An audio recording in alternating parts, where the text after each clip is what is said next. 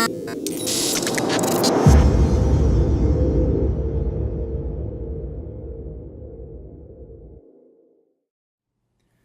everyone, this is International Master Alex Ostrovskiy for ChessLessons.com, bringing you the daily tactics snack. And on the board here we have our first position of the day, which is going to serve as our warm-up and also introduce the theme for today. So without further ado, I invite you to pause the video and solve the problem.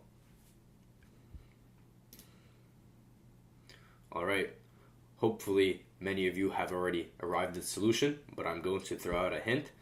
The hint is, I hope you are paying special attention to the bishop on d2, which has an x-ray against the queen on a5, and therefore we may be able to profit from successful knight jumps. With this hint in mind, I invite you to pause the video yet again.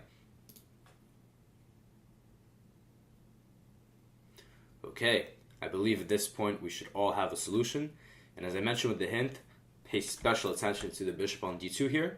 And the winning move, the solution to the puzzle, is knight b5, a very effective knight jump, hitting the queen on a5, and it has no good squares.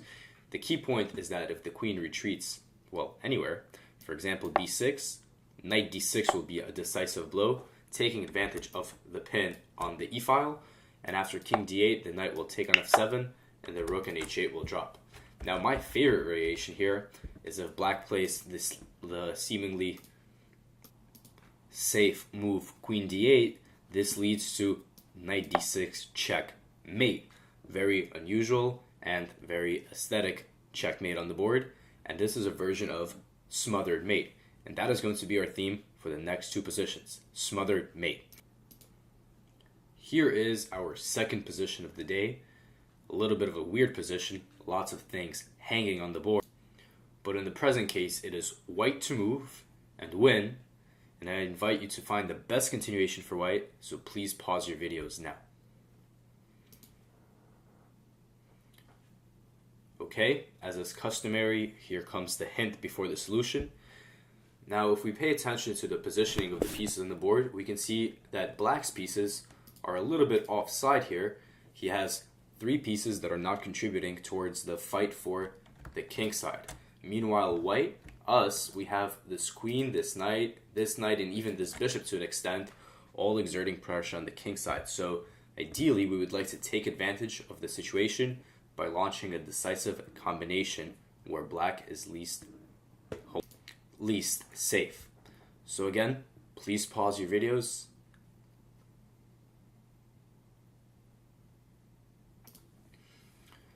Alright, now it is time for the solution. As I mentioned, we best be looking for a combination to deliver against the black king, and we already know the theme for today has to do with smothered mate, delivering checkmate with a knight while the opponent's king is surrounded by its own pieces.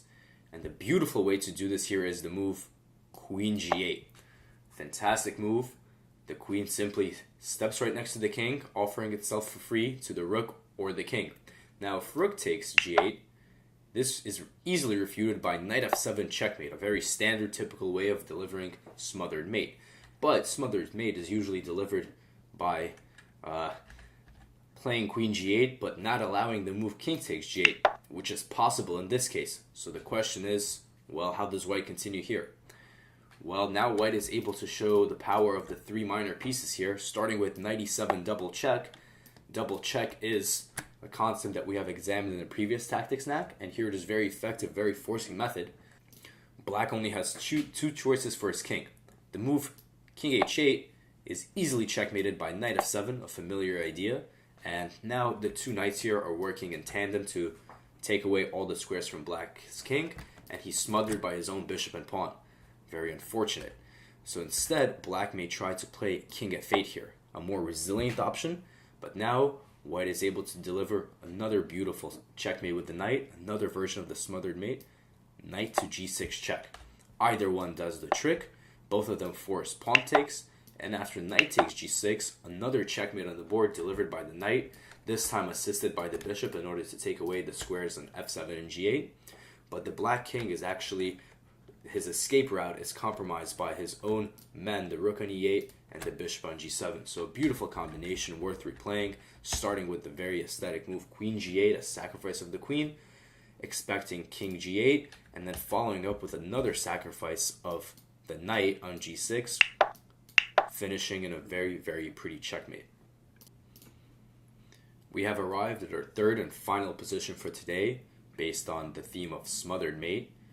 And now, after solving the previous two positions, you should be getting the hang of these exercises. So let's see how you do on this one, the third and final position. So pause your videos and give it your best shot. Alright, well, we already know smothered mate, delivered by the knight, when the king is absolutely intoned by his own pieces. Here we already have a pretty good situation for the beautiful finish. We have the king in h1, which is completely short on squares, and we have this knight over here on d3 and e4 that are both close to the king but cannot deliver a killing blow just yet. So we need to get rid of some key defenders in white's position so that we can have the beautiful smothered mate finish. Now, for the last time today, pause your videos and solve the problem. Alright, as I mentioned, the knight's on d3 and e4, doing a good job of targeting the f2 square, which would be mate if it was not for this pesky queen on h4 and this pesky bishop on e3. And the solution involves a beautiful deflection of both pieces, the move queen h6, a rare double attack hitting this bishop and the queen, but if either one of them captures on h6, for example, you want to take my queen, perfectly fine, as I will deliver checkmate. Now, I think that it's quite possible some of you were considering the move bishop to e7 in this position, with the idea of deflecting the queen on h4. For example, if it takes on e7, it would be checkmate on f2.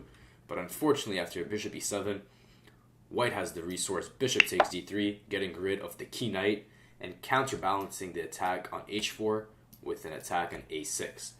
So for that reason, queen h6 is more effective and also, for sure, more beautiful move. Now, white's best move would be knight f3, defending the queen on h4, but losing the bishop on e3, and furthermore threatening to play queen takes e2 or knight f2 check. So bishop takes d3 is white's best bet. And now, after the move knight f2 check, and now after king g1, knight takes d3, black has extra piece, and the attack against the king is ongoing, and it's simply losing for white. But the star move of this whole combination was queen h6 that we've seen earlier, double attack in h4 and e3, and the main variation, of course, is the queen sacrifice leading to checkmate. So there you have it, everyone, the daily theme of smothered mate. I hope you enjoyed the positions. This has been Alex Ostrovskiy for chesslessons.com.